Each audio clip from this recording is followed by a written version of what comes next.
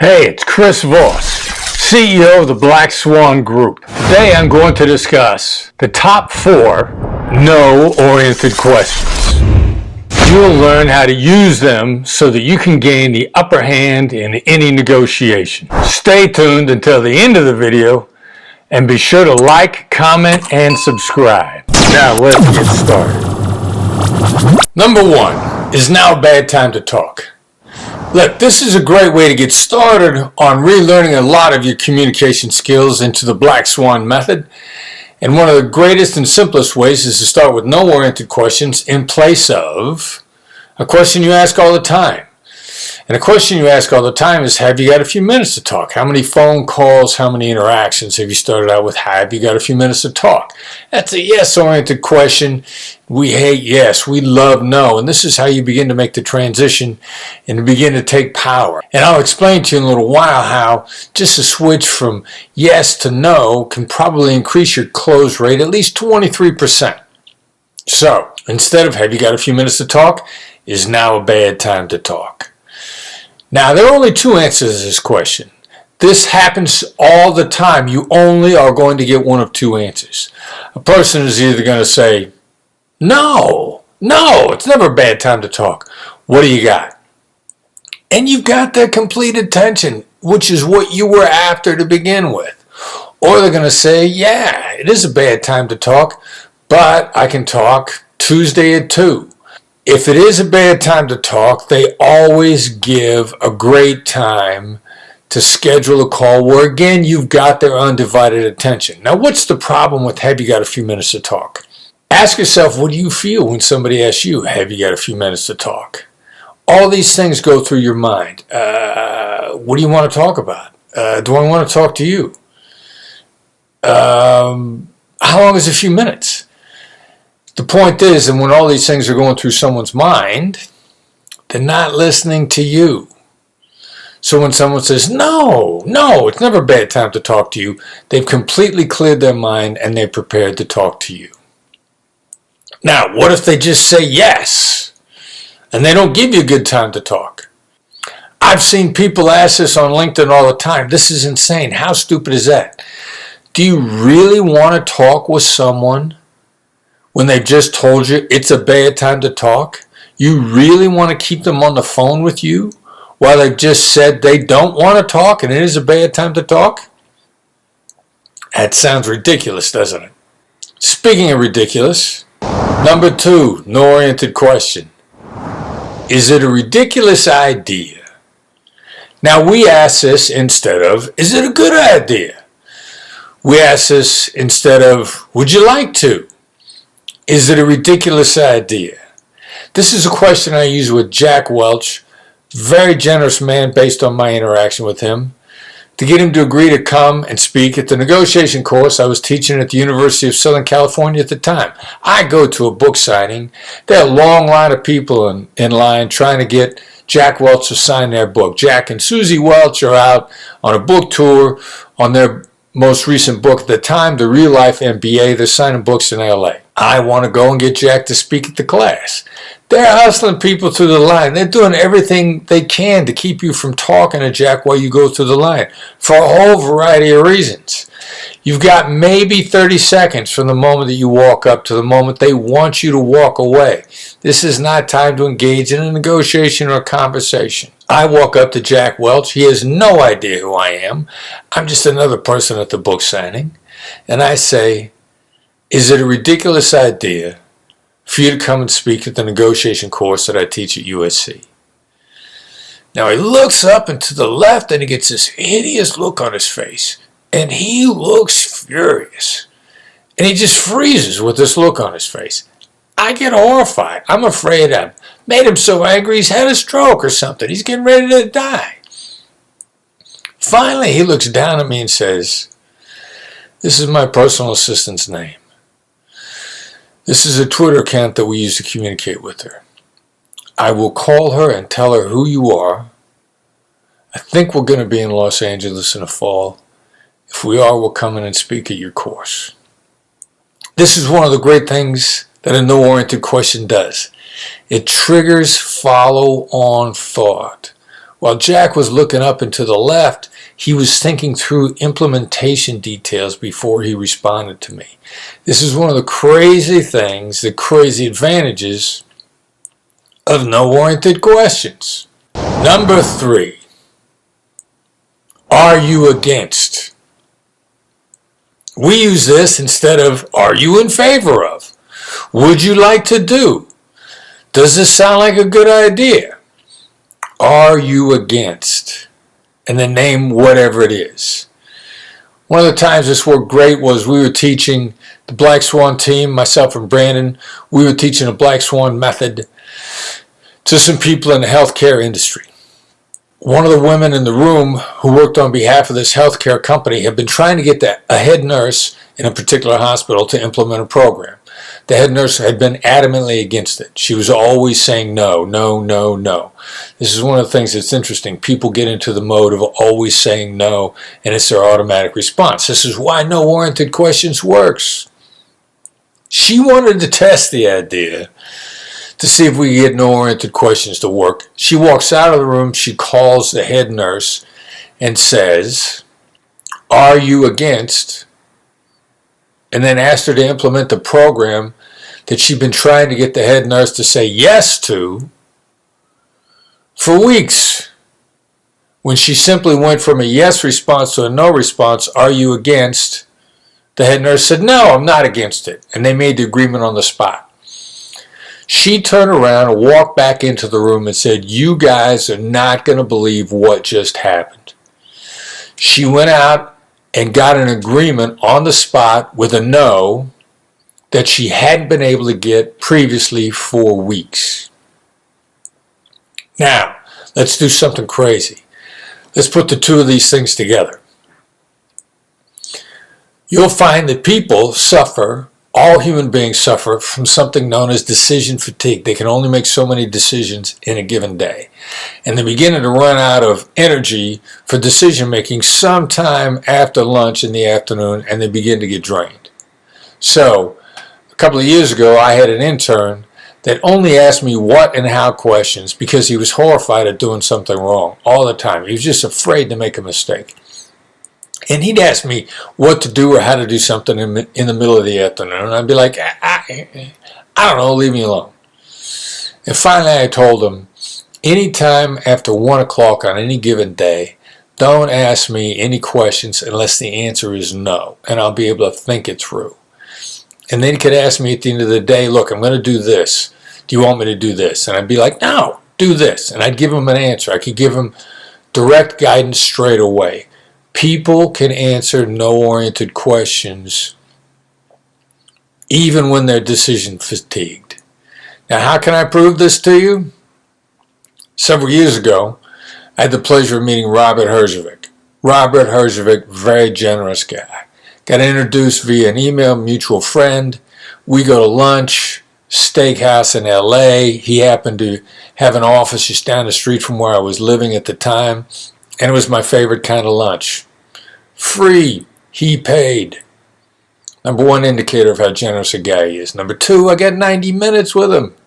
Second indicator of how generous a guy was. And is. So at the time, we're getting ready to teach the Black Swan method at a live training session in New York. I offer him a free ticket. Now, I don't expect him to come. I think he's going to send one of his top guys. I want them learning the Black Swan method. He looks back at me and says, how many can we buy? Another indicator of a generous guy. So we're going back and forth with his team over how many tickets they're going to buy. Brandon Voss, the president of the Black Swan Group, calls me on the phone and says, we can't get a commitment out of Herjavec's people, and we're getting ready to sell the event out. Our tickets are expensive, and they sell out because the Black Swan method is that good. People want the value. Brandon says to me, if you don't get Herjavec to commit to the tickets now, then we're going to be sold out by tomorrow morning. He's not going to get any, and I'm going to sell the free ticket that you promised him. Now, I'm in Los Angeles at the time. Brandon's on the East Coast, which means he's got a 3-hour advantage, or we've got a 3-hour disadvantage in Los Angeles, and it is 4:30 in the afternoon. Now, one of the additional problems is we got to get this executed because by the time the business day starts in LA, it's 3 hours into the business day on the East Coast. It's almost lunchtime. I got to execute this now. Remember, you don't get in life what's fair, you get what you negotiate. If you want to become a better negotiator, click the link in the description below. I send an email to Robert Herjavec at 5:03 in the afternoon. Remember the decision fatigue issues? When was the last time you tried to get an answer out of somebody after 5 o'clock at night? I send him a 2-line email.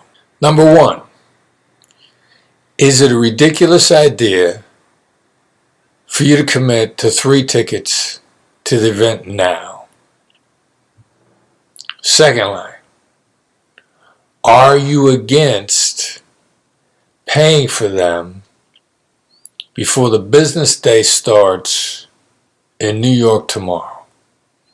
That email goes out at 5:03. I get a response at 5:04. No, we're prepared to commit to 3 tickets now. No, it's not a problem. My assistant will get back to you within the hour and we will pay for the tickets. The tickets are paid for and it's all wrapped up at 5:23 in the afternoon. From 5:03 to 5:23. NoOriented Questions to close the deal. Number 4, which is also the number 1 way to restart communications. Have you given up on X? And then name whatever it is. Send that out in a 1-line email with this in the subject, and if you put anything in the body, put only that in the body. Send it out as a text message by itself, word for word. This is one of these things in the Black Swan method that you have to execute word for word. I once had a woman say, I tried that have you given up line and it didn't work. And I said, all right, well, really? Okay, possible. Tell me word for word what you sent. And she said, well, I thought the way you worded it was a little harsh. So instead of saying, have you given up on, I said, should we give up on having lunch to discuss the project? And I thought to myself, I wouldn't answer that either. Here's a side note. In your choice of pronouns, you'll notice that a lot of times people default and say we when they mean you. A couple of years ago, I was talking with Brandon about a project that wasn't getting done, and I called him on the phone. I said, look, we got a problem. And he said, stop interrupting me with that we stuff. You mean I got a problem. Let's be honest. Change your we's to you when you mean you.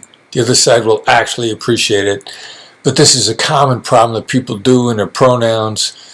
Be really careful. If you mean you, say it. People know the disguised we and they're not fooled by it. It actually makes them feel very uneasy. Have you given up on?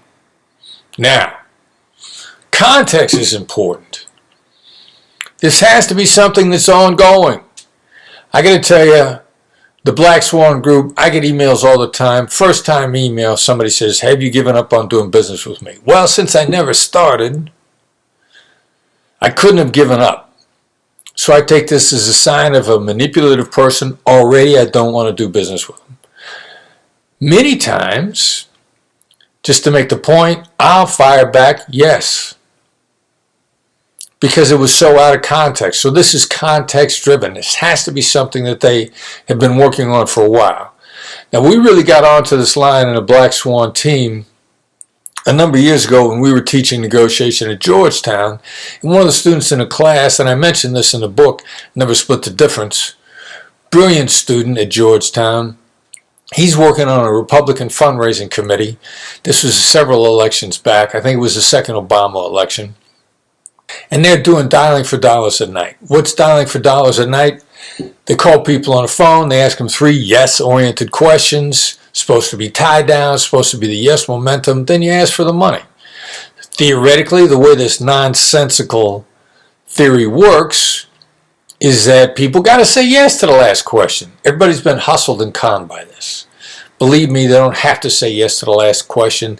The idea that each yes is a micro agreement or tie down is nonsense.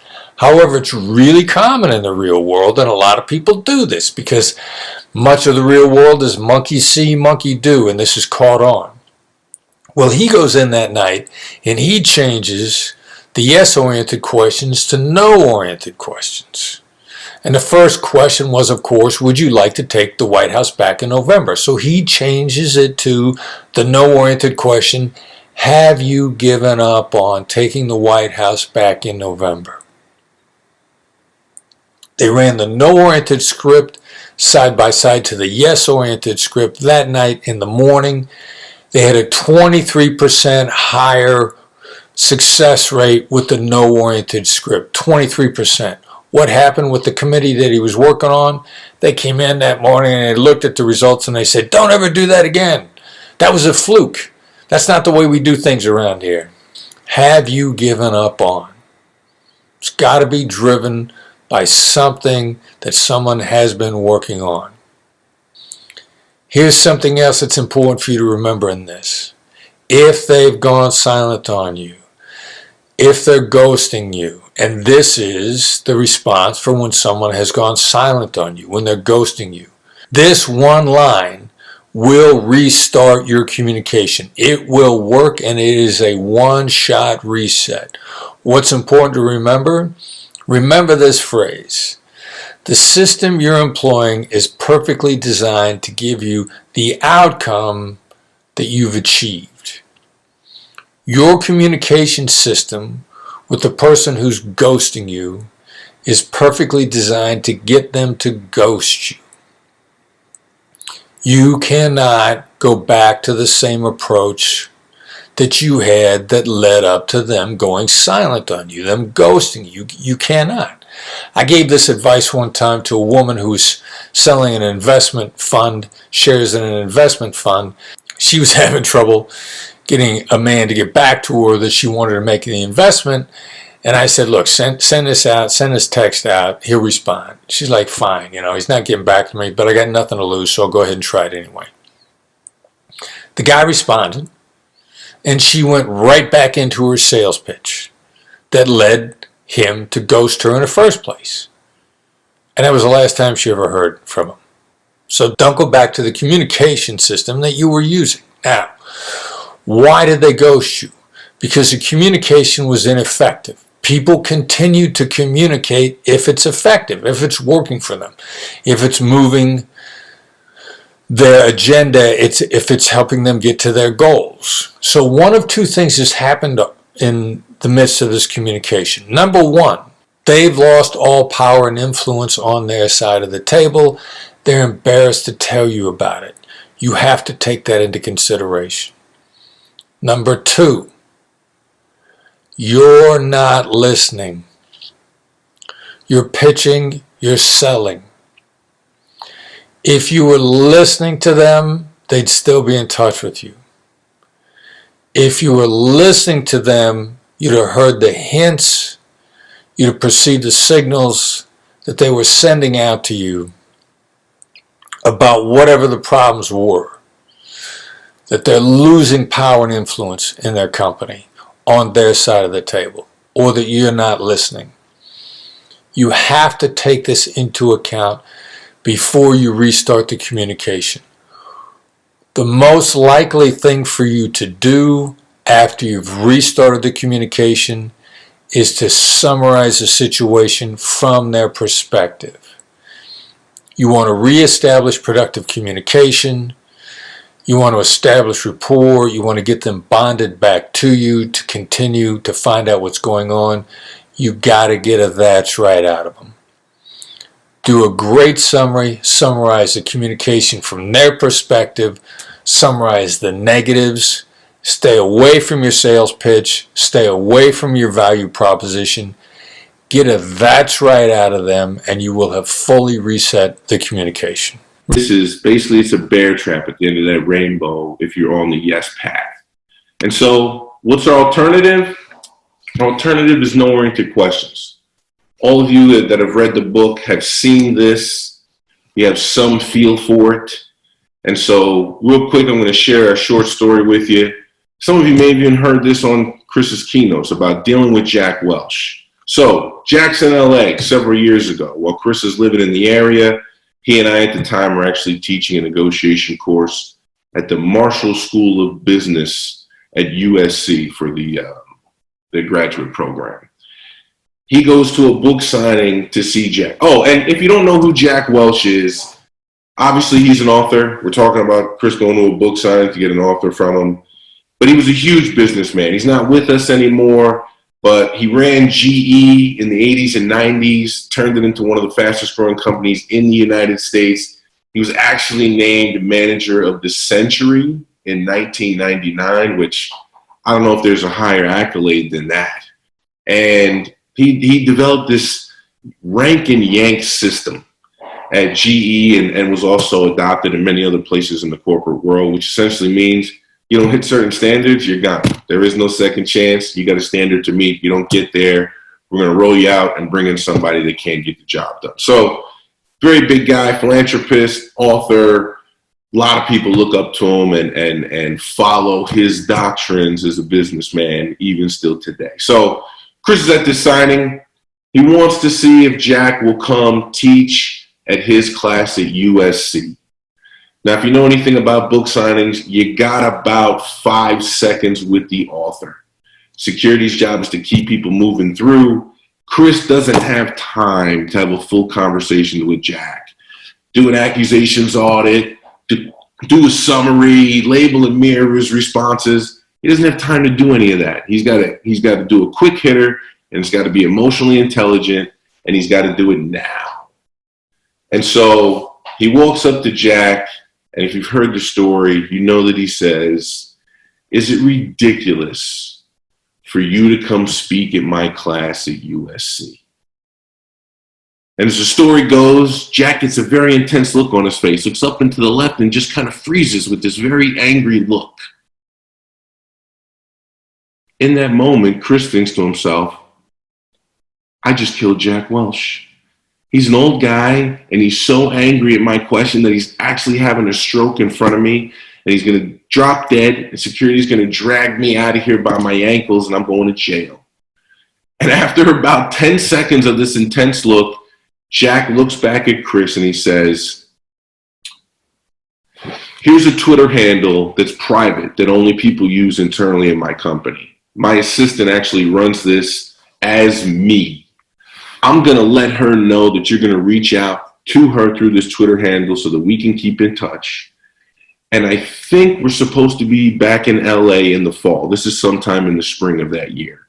He says, if we're back in LA at that time frame, I will come speak at your class at USC. Now, the long of it is, Jack wasn't in fact back in the fall. Very busy guy, couldn't make it, so it didn't happen. However, he got the commitment in the moment. Why is that? Obviously, the no-oriented question. But what happened? What happened in Jack Welch's brain in that moment that made it so easy for him to answer? And the crazy thing about no-oriented questions, and I wish we could point to a specific brain science study that lays this out. Maybe there will be soon, right, with fMRI machines and this wonderful technology and being able to plug electrodes into people's brains. I'm sure there'll be a study at some point that explains how this works. What we've observed as negotiators, as content experts, as former hostage and crisis negotiators, when you allow someone to say no to you, and in fact, when you aim at someone saying no to you, it clears their thought process. As a lot of you have thrown into the chat, some of the problems with yes, because yes makes people nervous, the instant reaction is, how do I defend myself in this moment? And that clutters up the brain. It doesn't allow us to be cognitively flexible when we're worried about how we have to defend ourselves. And so he confronted Jack over a very specific want, did it without a confrontational reaction, and cleared Jack's thought process to lay out the implementation of how it would work, all at the same time with a very simple question. And so you can take our word for it, or you can do what we're going to implore you to do as a result of this class and our next two. Go out and start executing this stuff if you're not already. If you are executing this stuff already, then you should start developing your go-to list. If you listen to anything we've talked about before, you know we talk a lot about go-to labels. The reality is, when the heat is on, you fall to your highest level of preparation. And as a result of that, we like to have go-to lists of every single skill that we talk about. And we keep that stuff near to us, right? Laminate it, put it in your jacket pocket, make a list, put it on your desk. We even had a good client and now friend of ours sent us a picture of his office, and he had what we would refer to as situation boards set up in different frames all over his office that had lists of skills that he executes on a daily basis in his negotiations. So it's going to help you to have a cheat sheet. Cheat sheet never get beat. That's what we like to say. And so that should apply to the NoOriented questions as well. As you can see on the slide here, on the left, we have our classic yes questions. On the right, we have our classic versions of how to begin a NoOriented questions. Would it be impossible? Is it a bad idea? Am I out of line? Would it be out of the question? And so what I'm going to ask from you now, here's a chance to get some more coaching from Sandy. This slide is a more extensive list of classic yes questions that everybody asks. I'm guilty of asking them in the past. People on our team were even guilty of asking these things in the past. And so pick one or two of the questions off this list and please translate it to a no-oriented question in the chat. And the other thing about this is actually a fairly decent prep model. Any yes question can easily be translated to a no question. A good way to do it, 10, 15 minutes before you walk into a negotiation, you want to work on your no-oriented questions. Take a piece of paper, draw a line down the center. On the left, put the questions that you would normally want to have them say yes to. Don't you agree that this is going to help your company? Don't you want to sign this contract? Don't you want to move forward so we don't waste any more time? Whatever. Draw that line, and on the right, just simply put the no-oriented translation of what that is. And that's a really good way to start getting yourself acclimated, starting to develop your go-to list, as it were. And so last thing I want to mention about this, something we highlight in the book, but is not laid out here in the slides, is simply the no-oriented question that's phrased, are you against? And this, if you're in any sort of sales role, maybe sales isn't necessarily attached to your title, but there is a sales element to what you do. And for all intents and purposes, we're always selling ourselves, right? I mean, we all know that inherently. And so this are you against has actually shown to be a tremendous closer in the sales world or the closing world, right? However you like to look at it. And simply, are you against moving forward? Hi, Nicole. Hi, Chris. Chris, it was great meeting Charles, you. how are you? I'm well, thank you. It was great meeting you the other week, and I loved your story about meeting Jack Welch and asking him to come speak at your class, I believe was at SC, by framing it in a no question. I want you to know I've been using that with my girlfriend. I've been using the would it be ridiculous or would I be out of line if I asked for this? And I wanted to know if you had any other good no questions to ask that are really yes questions. You know, I don't, all of them. I mean, I don't ask any yes questions. I just know that people, it works better, it hits the brain better. So, is now a bad time to talk? Is it a ridiculous idea? Have you given up on? Is it a bad idea? Are you opposed? Do you disagree? I mean, with the slightest amount of practice, you could switch any yes question into a no question, and it just works. It works better across the board. I mean, nobody in my company asks yes questions. Nobody asks, have you got a few minutes to talk? Nobody says, do you agree? It just, across the board, it makes it safer for people to answer. And also, the real issue always is, if there are problems, I want you to feel free to tell me what the problems are.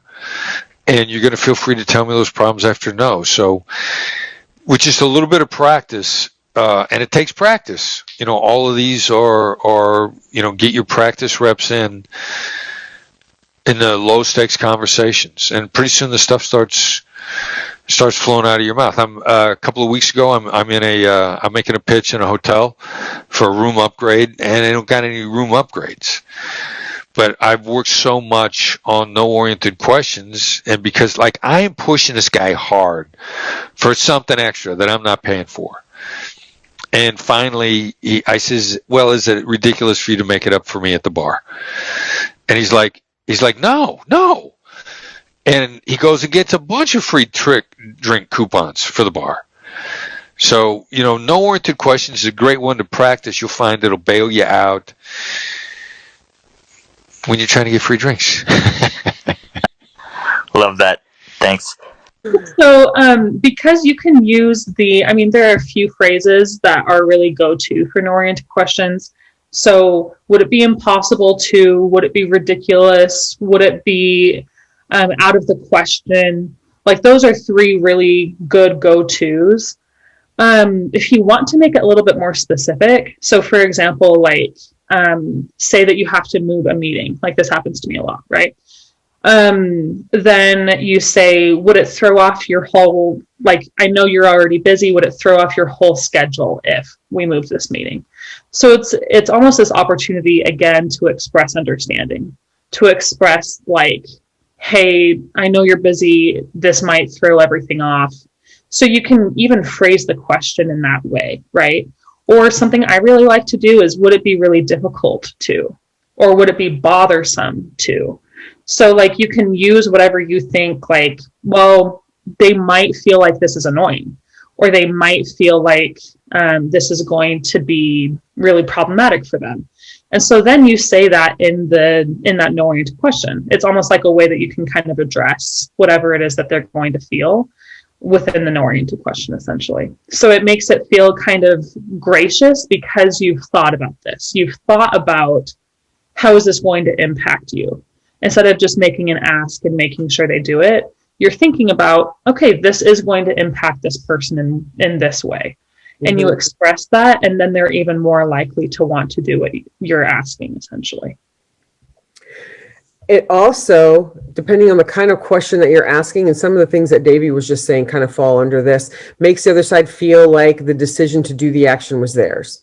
So if you can double whammy them with an accusations audit, you may think I'm being so irresponsible with my time and my schedule. Would it be impossible, or would it put you in a bad position if we could move the meeting to 3:00? And then they're going to say, oh, no, it's okay. We can move the meeting. It's going to feel like the decision was theirs because you basically asked that question in a way that it feels like they can decide whether or not they can make the movement. But because it was kind of geared at a NoOriented question, it makes them feel like they were nice enough to take that action for you and it was their decision. Yeah, okay, like the ball was in their court. They're doing this for you. Yes. And it lets them feel like they're being nice. Exactly. And that is huge when you're talking about where you stand psychologically with somebody, because the more you make somebody feel like they are in control, the better they feel, even when they're not in control, because you're asking the questions in such a way that you are literally in control, but you're letting them feel like they have the control. So that does do something for people in their brains. So it's just something to really keep in the forefront of your mind when you're about to ask someone a yes question that you want a yes to. Take 2 seconds to frame it so that they can say no but still mean yes to you. Yeah, exactly. Then they feel like they're the ones that they're maintaining power, essentially.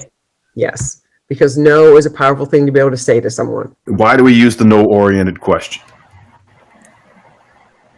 We use the no-oriented question because it protects the autonomy of the other side. People know when you're driving them for a yes, and most of the time they resent it. The people on the globe are yes addicted and yes battered at the same time. We're seduced by yes. When we hear it, we get all giddy inside. And when it's used against us, we resent it because we feel like our ability to say no has been encroached upon. But they're very effective at breaking the impasse, helping people to think clearly, or getting them to respond to you when they've dropped off the face of the earth. Some examples of no-oriented questions appear on the right side of the screen. And these are all alternatives to the yes-oriented questions that are on the left side of the screen. Would it be ridiculous? Is it out of the question? Am I out of line? Would it be off-putting? Have you given up on? Are you against is also one that I like to use quite frequently. Are you against X? Chris, did you have something, or are you spazzing? What happened to my favorite no-oriented question? Which is it be ridiculous? Oh, is it be ridiculous? Yeah, we got rid of that. Once we got you through grammar school, we felt it was no longer necessary to keep that up. Thank you. All right. So yeah, that's any question where you're driving for yes, a little bit of mental power can be changed to a no-oriented question, and I am continually amazed at what people will agree to by saying the word no that they would never agree to or say yes to. And this is not a heckle, but it's one more I want to throw, because this is particularly in dealing with the bosses. Guys, we have counseled people to say to a boss, do you want me to fail? And it has broken impasse and uncovered answers and reoriented the negotiations. And no-oriented questions originally started, the first trigger point on this came from a woman negotiating with her boss. And she ultimately completely got her way by starting with the no-oriented question. So understand, do you want me to fail? Do you want this to fail? Is a legitimate question to a boss who has given you an impossible task. The bad news, if they've given you an impossible task, it's an impossible task in point of fact. The good news, if they've given you an impossible task, they think a lot of you and they are looking for you to save the day. So no-oriented questions with the bosses are very effective things. For sure. I want to talk about some of your open-ended questions. I think these are really powerful. So the way that why questions are accusatory, but how questions invite people to do the thinking for you and explain that, explain the power of how.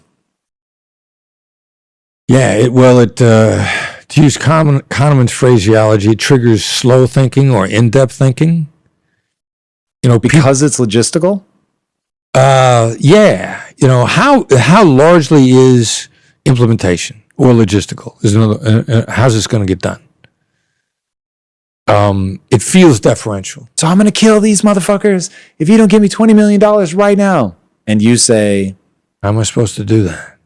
Go to the bank. Call the president. Do whatever you need to do. This is somebody's life. Give me the $20 million right now. How am I supposed to do that right now? You want me to call the president? You want me to go to the bank? Do they not just keep screaming? Yes, that's exactly what I want you to do. All they got to do is come down a little at a time. Now, I'm not resisting. I'm in implementation. And it triggers in-depth thinking. And in point of fact, those are legitimate questions. ask a question that whether the other side likes it or not is actually a legitimate question. It's not resisting. I'm asking in a way where I'm deferential. I'm not saying I ain't doing it. I'm asking for your help. Now, how you respond to that is going to tell me where this is really going. There's 93% success rate means 7% of the time it ain't going to go anywhere. This is nothing but bad. I got to know which one I'm dealing with. And so, my how and what questions early on, and occasional, the strategical use of why, surgical use of why, I got to diagnose what I'm really dealing with. And I got to do it in a way where you're not feeling like you're being diagnosed. But, because I got to do everything I can do to avoid triggering you, but I got to get a diagnostic on what I'm actually dealing with to begin with. And how do you handle telling people no in a way that doesn't shut them down? Yeah, a friend of mine here in town, Ned Coletti, used to be the GM for the Dodgers. Brilliant negotiator. Good guy. Like him a lot. Ned is still around. Still affiliated with the Dodgers. First year he was GM. They went from worst to first. That's a sign of a capable GM. Okay. And we were talking about this one time, and Ned said that someone had taught him to let out no a little at a time. I'm like, that's exactly what we're doing. Like, you have to be able to say no to people. What your job is to not let them get blindsided by it, where they feel like they were clotheslined and caught off guard. So you let it out a little at a time. And how am I supposed to do that is really a way to get the other side thinking about the difficulty of the situation, about the difficulty of the ask. And it's the first way to start letting know out. Why can't you just say that's really going to be hard? Further down the line, we're going to get there. But first, I really kind of need the how question is designed to stop you in your tracks and get you thinking. It's calibrated, which is why we call them calibrated questions, to start to trigger a state change in the other side. Now, we got to let out a little more no in a little firmer way as we go along. Then we got a whole succession of ways to eventually, ultimately, if forced into it, to say no. Which then also is not no. It's no. But we don't need to go. Like, if you hear no from me or my side, we've been hinting at it for a while. So you're not going to feel blindsided by it.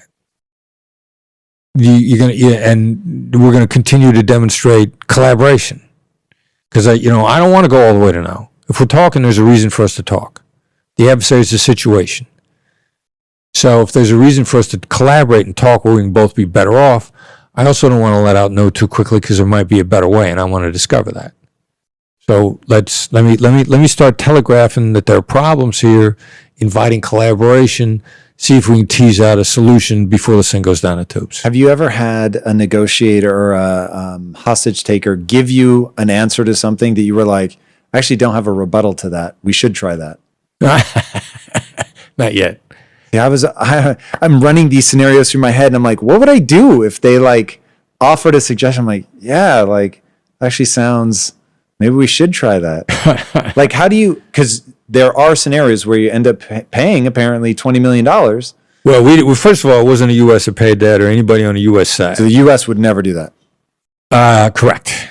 The U.S. does not pay ransom. Now, that doesn't mean that there can't be bait money go downrange. Meaning you give them money that you know you're going to take back? Or you're going to trace. Like money is ridiculously easy to trace. Ridiculously easy. And it can be a very smart move. It's like injecting dye into their financial circulatory system.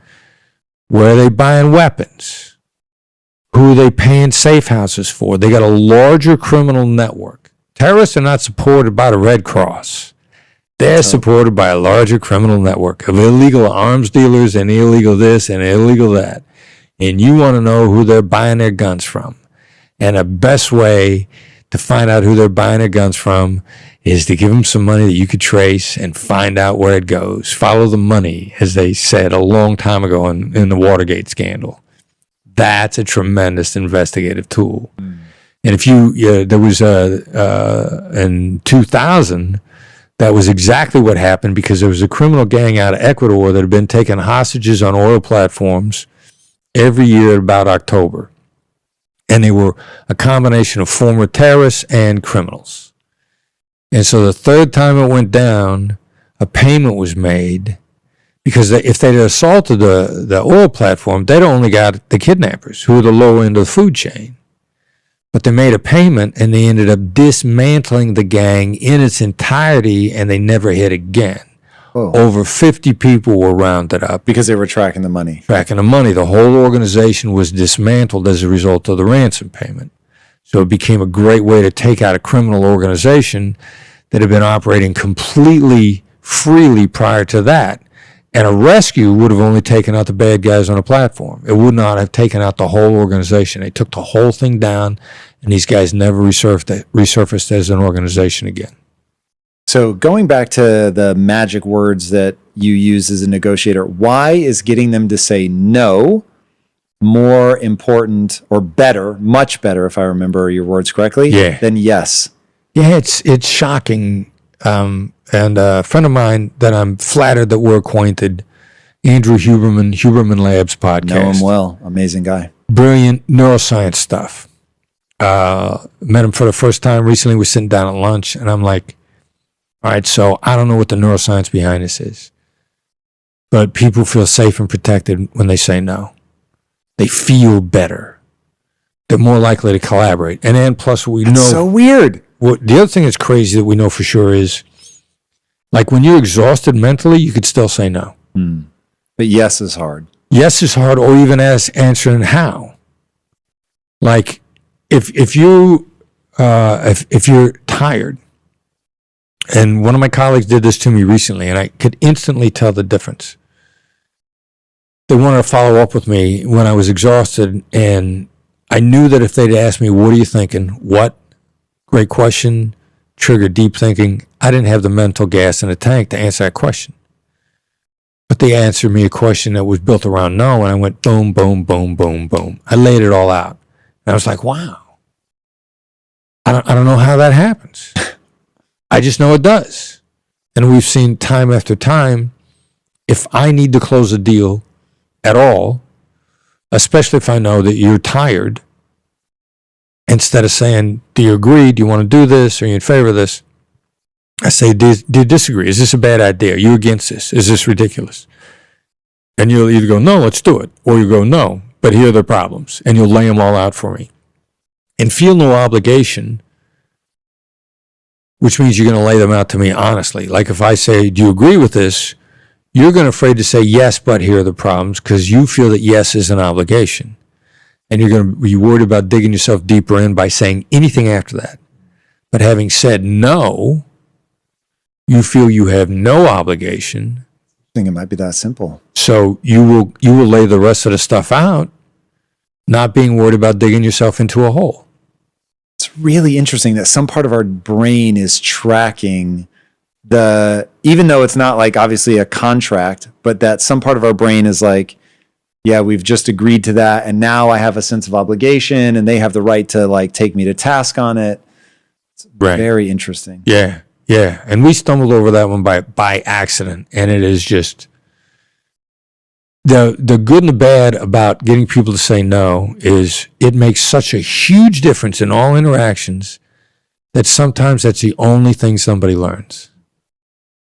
And we're like, look, there is so much more here. Like, I know you're making a lot more money now. And you're doing better than anybody that you see around you. But you're not doing as good as you could be doing, and you cannot stop there. But a lot of people, I see it all the time. They just learn how to trigger no instead of yes. And they're instantly, significantly more successful. And they quit there. They don't keep going. All right. What then, if you were going to bring this all together, if no is that first bit that shows people like, whoa, you can frame this in a new way, what are the few key tenets of like, all right, if you had to bestow quickly upon somebody, what the core tenets of the Black Swan way are? Yeah, let the other side go first. And then, the cliche, the other side's got to talk 5 times as much as you. Not twice as much, 5 times as much. It doesn't mean that you go mute. You drop in occasionally. You let the other person know that whatever they're thinking is, it's okay to share it. Like, one of our favorite things, you got to have some go-to labels. Go-to labels? Yeah, label is one of our negotiation techniques. Seems like, sounds like, looks like, feels like. No matter what anybody says, you can say, seems like you had a reason for saying that. Like, no matter what they say, I hate you and everything you stand for. Seems like you got a reason for saying that. It's disarming. They'll talk with you about it. I want to do business with you and I want to deal with you right now. Seems like I had a reason for saying that. Well, yeah, here's why I want to do business with you. One of my son came up with, again, like, brilliant guy. We would not be our team without him. Clients call on the phone, say, how are you today? How are you today is a diagnostic. They want to know if they could talk, if you're in a mood to talk about what they want to talk about. Brandon's response is, seems like you got something on your mind. Yeah, as a matter of fact, because they've been planning this call. How are you today is not, like, genuinely how some people really want to know, but most people want to know, are you prepared to listen to what I have on my mind? How are you is a temperature check. Are you in a bad mood? Because I'm wasting my time. You in a good mood? We could talk. And the only pushback he ever got on that was he had a guy say, yeah, there's stuff I want to talk about. Really, I want to know how you are today. And so Brandon said, yeah, I'm good. We talked about it, and then they got down to business. So, the more you encourage the other side to talk, the more likely it is that you're going to get to this moment of collaboration quicker. Never be so sure of what you want that you wouldn't take something better. How do you get something better? You get the other side to talk. You spend a lot less time talking and appreciate that they're bringing something to the table that you could use. The black swan, the tiny little thing that's going to change everything. You trigger that, you're going to make great deals. And I want to know what I'm getting into with you as a business partner, because I'm into long-term, prosperous relationships, positive sum games. And if you are not, then even if you throw a lot of money on the table, it's still going to be painful. So are there other tricks that you would employ apart from disarming me with seems like, looks like, feels like? What are the other tricks to conversation? You mentioned Oprah at the beginning. What does Oprah Winfrey do in her interviews that make her so successful? I remember a long time ago, one of my psychology teachers explained to me the power of mirroring, just repeating what someone says. Yeah. I don't know whether is that part of the negotiator's handbook. It can be. You gave me 2 different questions. What does Oprah do, and what's part of the negotiator's handbook? So I'm gonna go to what Oprah does first. Does that make me a bad negotiator right there? No, it means listen. It seems like you think it does. Oh, there's a mislabel. No. No, not at all. No? Getting people to say no is a good thing. First of all, don't be scared of no. But here's a real key to what. Sorry, I can't let you move on from why no is a good. I can't let you move on because we were all taught no is a bad thing. Why is no a good thing? The biggest turning point in every negotiator's life is coming to grips with what no really is. That may have been the single biggest turning point for me. Because like everybody else, getting to yes, you want to hear yes. Yes is the end of the pot of gold at the end of the rainbow. I mean, we're almost hypnotized to believe that yes, when you hear yes, the heavens part, the angels sing, the birds chirp, you people bring you food, they're fanning you, everything, right? Hearing it. But so the turning point for me was I read a book called Start With No, Jim Camp, 2002. I'm passing a book in an airport bookstore, and I literally do a double take. I'm like, what? Start with no? You're supposed to get yes. How do you start with no? And Camp was like, in order to free people up, just tell them it's okay to say no. He called it the right to veto. And his negotiation style was to start out with by saying, like, look, you can say no to me at any time. I just want you to know I'm not here to try to back you into the corner. Yes. Anytime you want, say no. I'll get up and move away. I'll be gone. And his approach was that preserves the other person's autonomy. And he literally says in his book, people will die for their autonomy.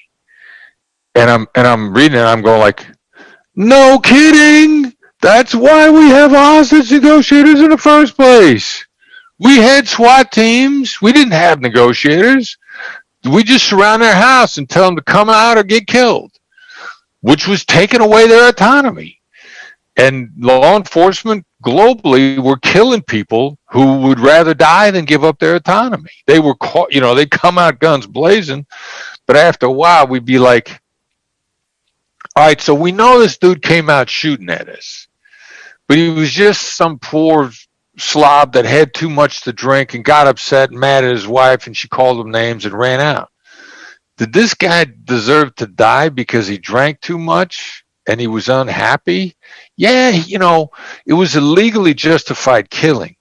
But morally, is there a better way to approach this? And we thought, what if we pay somebody to maybe ask them nice? And that was kind of how it was all born. Is there something about saying no as well? Like I'm thinking about a recent negotiation I had with my 11-year-old son, Chris, and he was asking me about something that I felt uncomfortable with. Right. And when I said no to him, when his request, it gave me a sense of safety. And then I felt like we could negotiate from there on. We could find a middle ground. One of the biggest surprises that I took really to heart in the book was getting to know first, where we're so wired. I mean, we're completely wired for the opposite. For example, on a recruiting call, if I call a typical agent, who doesn't know who I am, I may say, hey, Chris, this is Alex Vidal with Related ISG, blah, blah, blah. How you doing today? By the way, I see you're a great agent. I was calling to see if you would be interested in learning more about my company. And the typical answer is, no, I'm happy where I'm at. It's a 30-second call. Right. I read your book. I sit down with my leadership team, and I say, guys, I want to try something different. Just hang out. I'm going to put it on speaker.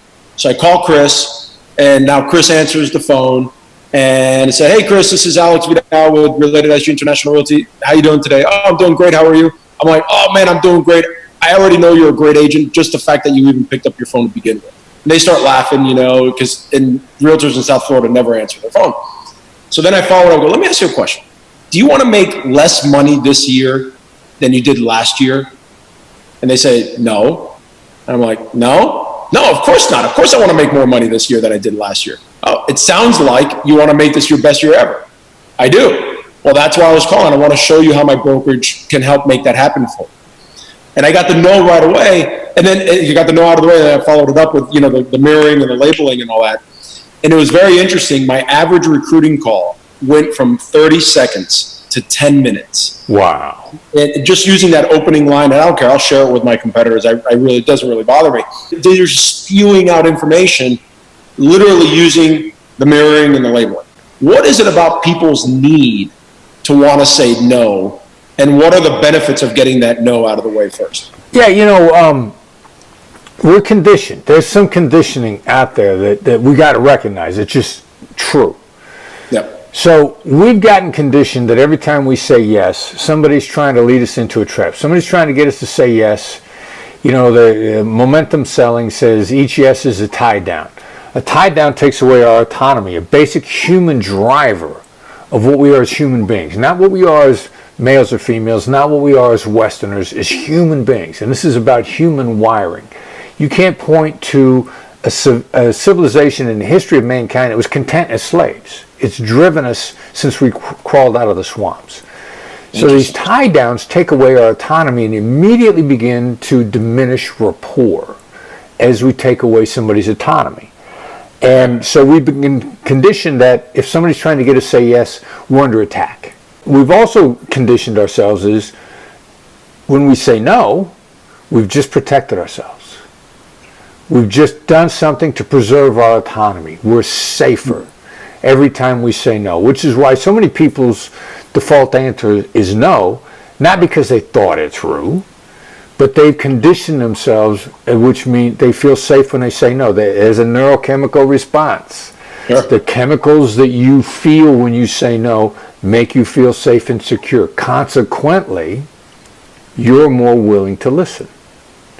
Your guard's not up. You've protected yourself. So you start out with that question right away where somebody says no, then they've just gotten a hit of all the chemicals that make them feel safe. And now they're willing to talk to you. And then your follow-on moves are all designed to make them feel heard. Like you're interacting with them instead of against them. I mean, it sounds like you like to make more money. That was based on their response. You instantly prepare yourself to go into a collaborative conversation. Again, they're not threatened. They're not being attacked. They're not under siege. And now I'm not the least bit surprised that you're going from 30-second calls to 10-minute calls, because as soon as you preserve the other side's autonomy, now they can talk to you candidly. Plus, you're different than all the other bozos out there that are trying to get them to say yes. That's it. And you know, the typical answer is, well, I'm happy where I'm at. Oh, it sounds like they take really good care of you. Yeah, they do. Awesome. What is it that they take, you know, maybe I can learn something about, I can do in my company. What is it that they do to take care of you? And then you start finding all these holes, and then the wall just keeps coming down. We had a conversion rate of 75% from calls to appointments. It was unbelievable. And that's why I believe so much in the book. I read a lot of books, but very few make a direct, immediate impact the way yours did. Just curious, all right, so you got to a conversion rate of 75%. What roughly were you doing before that? Oh, probably we would get maybe one out of maybe every 6, 7, 8 calls, maybe we'd get an appointment. Wow. And then those appointments had to show up. The fact was, not only were we at a 75% conversion rate, but the bond that we had created with those people during that phone call was so good that they actually showed up for the appointment versus, I don't even have questions about the yeses, but you talk about in your book the 3 types of yeses that we get, that we typically get. And so by spending 10 minutes on the phone with them, we actually get the approval, action-based yes that moves the ball forward, not just something to get us off the phone. Why is no more powerful than yes? I think that what you're referring to is called the yes momentum. And I think that has been so overused. Yeah. And not only overused, but it's also been, they've been flim-flammed, they've been bamboozled. You know, they've been conned by that 2 or 3 times. They're yes battered. And then your problem is, They feel like it's a trick or something, or some strategy. you're not a trickster, but you're engaging in the same methodology that the trickster used. Interesting. You know the African phrase, when you're bitten by a snake, you're afraid of ropes. Yeah. There are a lot of really legitimate people that are not trying to flim-flam somebody, but the flim-flam artists use that on them. You know, the timeshare industry has a very bad reputation. And some of the timeshares are clearly very valuable because I know people that have them and I love them. Simultaneously, there are a lot of people out there that are hustling and conning people, and there's a whole industry that we've coached some of these people on getting people out of timeshares because they got them on a yes momentum. Now they got a timeshare that's going to bankrupt them. Now they don't remember exactly how that happened, but it was probably this yes momentum. So that they weren't conscious of it, but as soon as they hear it again, even from a close, trusted friend, they got burned and they got an instinctively negative reaction to the yes momentum. Interesting. So what's the no? Is it no momentum? What is this process of getting the no? Well, you're getting a no and you're getting the information. No typically triggers implementation, next steps. Got it. But a no is really a yes. Yeah. It sounds like, would you be against me sharing some interesting ideas for you? No, I'm not against it. Exactly. Right. Okay, cool. Here's the next step. And probably if I'd have said, are you against me sharing some interesting ideas for you? Your more likely answer is, no, I'm not against it, but I only got 15 minutes. Yeah. Awesome. if I stick to the 15 minutes or less, I got your undivided attention. If I go over 15, you're going to start to get anxious because you're worried about your clock. Yeah. And, that's a secondary thing. Like, if we set up an appointment, is it a ridiculous idea for me to take up 13 minutes of your time? Right. Not 10, not 5, but something in between. Right. Now, I know I want 9 minutes. I got it timed out. I call this BDA lines. They're always showing a plate. They're not getting killed for that anymore. Are they more efficient? No, they just changed the time they said they were going to show up. I'm sitting on a tarmac in LAX. Plane can't get to the gate. We're there 20 minutes early. The airline is, hey, we're here 20 minutes early. We promised an on-time arrival. We're here 20 minutes early. They won't let us get to the gate. And you're sitting there thinking like, this airport is so stupid. This plane is big. They saw it coming. Yeah. They got radar. Yeah. We're not a surprise. Right. Well, point of fact, the airport said, you guys said you were showing up at 3. We ain't opening up this gate till 3. Now, you're sitting there on the airplane. You're not mad at the airline. You're mad at the airport. But in fact, the airline knew all along they were going to be early. Right. But who gave you back time in your life? I call you on the phone. I say, Lewis, I need 13 minutes. You give me 15 because you ain't got 13 on your calendar. I get done at 9. And I'm like, time. Okay. Yeah. And you're sitting there like, holy cow. You just gave me back time in my day. Everybody else is taking it away. Now you love me. Next time I call, you're picking that phone right up. He's not going to waste my time. Exactly. Wow. So I like these questions to get, would you be against me doing this? Are you, what's another way you could say a no question? It's usually like, is it a ridiculous idea? Are you against? Our phone calls start with, is now a bad time to talk? Instead of, have you got a few minutes? Right. Because, people feel safe when they say no. They feel safe. You feel why safe. Is that? Yeah, that's, probably because we get flim-flammed over yes. And we've been flim-flammed so many times that no gives an automatic feeling of protection. Chris, would it be unreasonable for you to tell the story about how you almost killed Jack Welch? Why no? Somehow I feel compelled to say no. I don't know what it is. Something mystical and magical just came over me because I said no. Yeah, no, I mean, I'm in LA a number of years ago. I'm still teaching at USC, University of Southern California. And Jack Welch, a book signing in LA. I'm going through the long line of people signing the books. And so what does that mean? By the time you get up to Jack, they're doing everything they can do to keep you from talking to him because they got 300 people to get through the line. You stand there and chat for 5 minutes, everybody's there for 6 hours. So there's a million reasons why they don't want you talking to Jack. Now, I'm going to pitch Jack, and I know I've got the opportunity to say one thing, period. I can't even introduce myself. I can't do anything. I got time for one sentence. So, I know the magic of getting a no. So I walk up to him, I look him in the eye, and I go, is it a ridiculous idea for you to come and speak at the negotiation course that I teach at USC? And he first looks at me and he kind of gets a little bit of a scowl, and he looks up and to the left and he just gets this hideous scowl on his face. He just freezes. And this was several years ago. Jack Welch, God rest his soul, all my experience with him, genuine, decent human being. And he freezes and he looks furious, and then he doesn't move.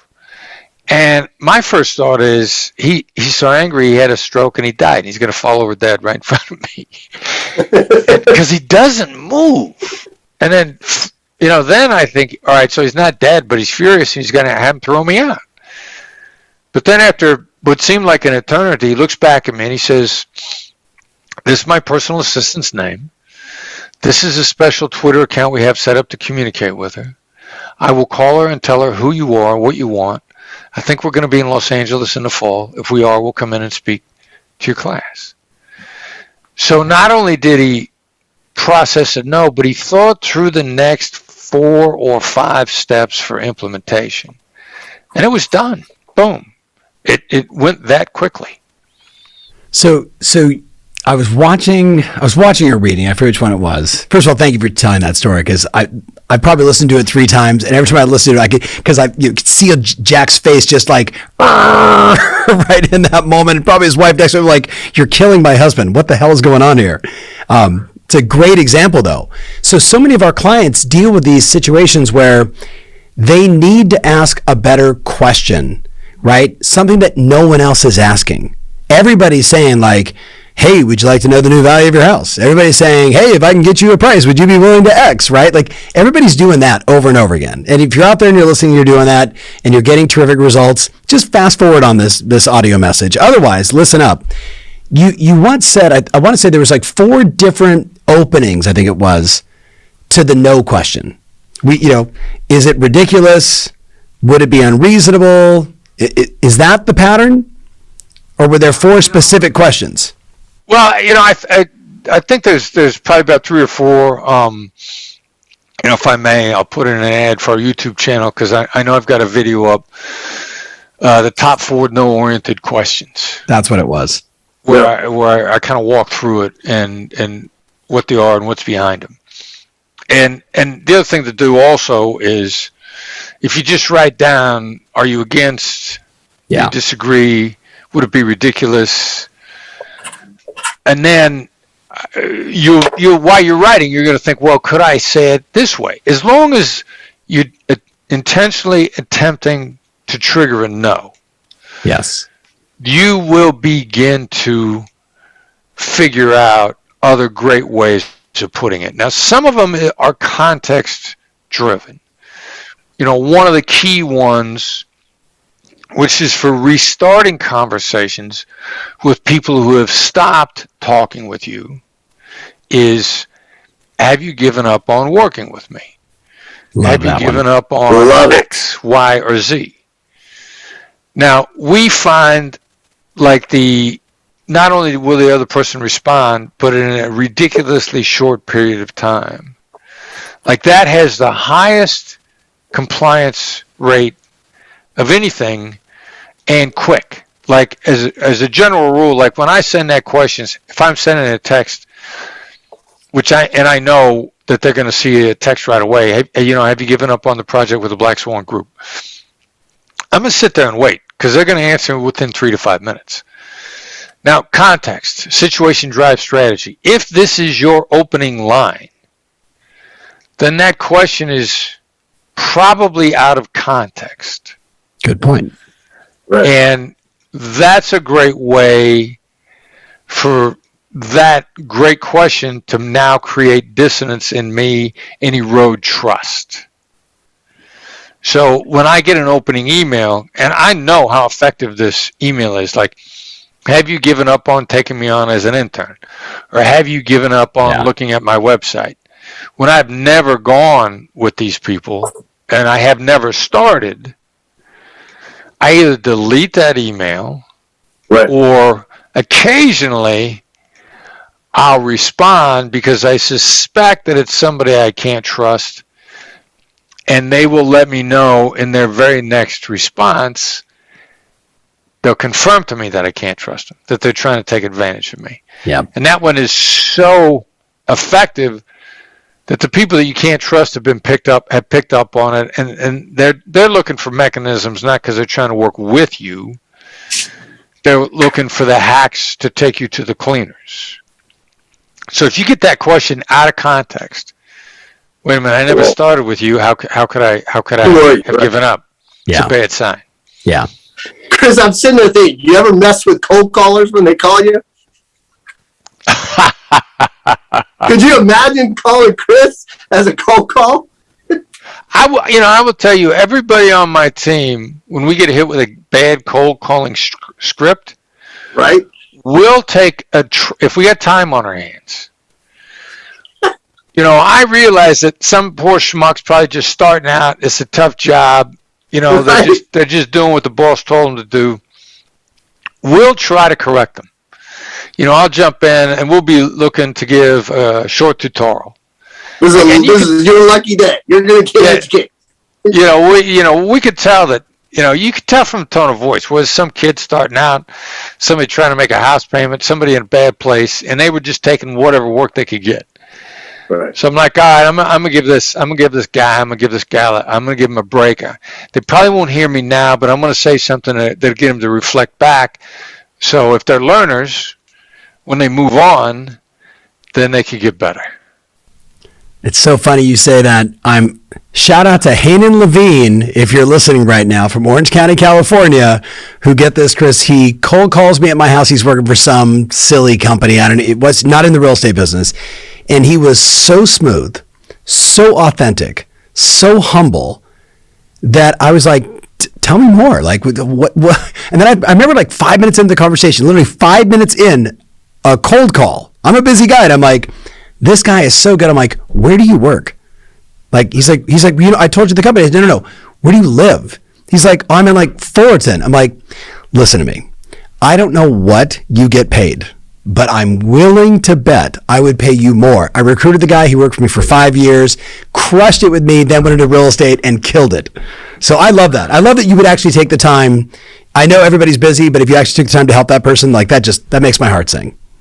Yeah, and the word that you used to describe him, which I'm sure was one of the main reasons why you went on, you said the guy was authentic. Yeah. Authentic. Yeah. Yeah. And he was, European accent, like, so he didn't come across, like, I know a lot of Euros that, Germans, Austrians, right? Like, super intense. And he is, but he was just like, I'm just, letting you know, I'm calling people in your area, and I'm not telling you that everybody is signing up for it. I'm just letting you know if this is something you'd be interested in. It was like, and that wasn't even the script, but it was just so genuine, right? It didn't sound salesy at all, which is why I was so engaged with the guy.